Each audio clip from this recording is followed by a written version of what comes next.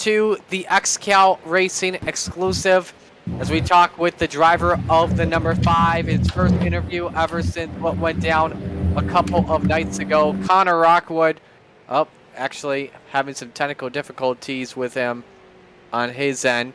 Connor, do you have us? Yeah, can you hear me?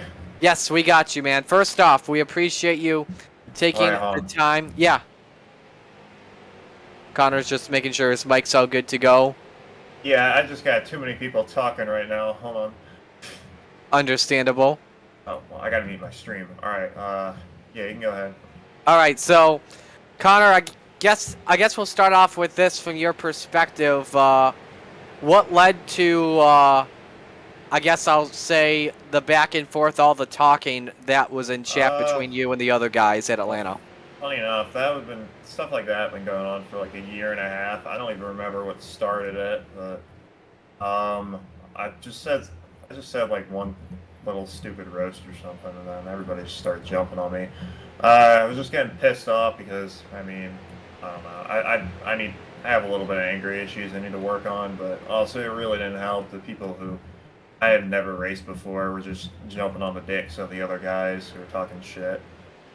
It's all good now. Most people have apologized for PM or reached out other places, but I'm just gonna take a break from official for a while. Were you aware or being made aware before the race that the chat, or I should say, or maybe even the race in general, was being recorded? I had no idea. Now I know it was I think Daniel Mosteller. I had no idea he was a streamer, so I didn't expect it to end up on YouTube with like 4,000 views. So seeing that was kind of a shock. You know, I looked at a bunch of the names that were in chat, and I was very surprised at what I saw because a lot of those drivers are not only are they top split high iRating drivers, but they're also trying to make the eNASCAR Coca-Cola iRacing series. They're in the Road to Pro qualifiers. Does this make, the drivers that are possibly qualifying make them look embarrassed, or how does it look on both sides? Um, I think it's probably just embarrassment to the service more than to individual people. Because people who aren't on the service and they see something like that, it's gonna rub them the wrong way. And I think it just exposes a big problem with like the iRacing obsession. And Like, maybe, yeah, go ahead. people kind of they like to hold stats and stuff over their head, and they'll basically just come at you with every insult possible if you're not like the best driver on the service or something. And maybe you could talk about this as well, because the official races iRacing has, they're much bigger than just your normal Carb Cup or hosted race. While those are for fun, you guys have Oh yeah, iRating and safety rating on the line. yeah, So, we're racing for I rating, safety rating, all that. I mean, it's just an A fix, so in the long term it doesn't matter. But some people are just trying to grind their I rating up and to get into the Pro Series. So I mean, it wasn't a wreck or anything that started it, but if somebody gets in a wreck, they're probably gonna get pissed off just because, like, in those kind of splits, finishing in the back, probably lose over 100 I rating. That takes a couple races to make up. I mean, not that I worry too much about I rating, but I know there are tons of people in the service who definitely worry about it way too much.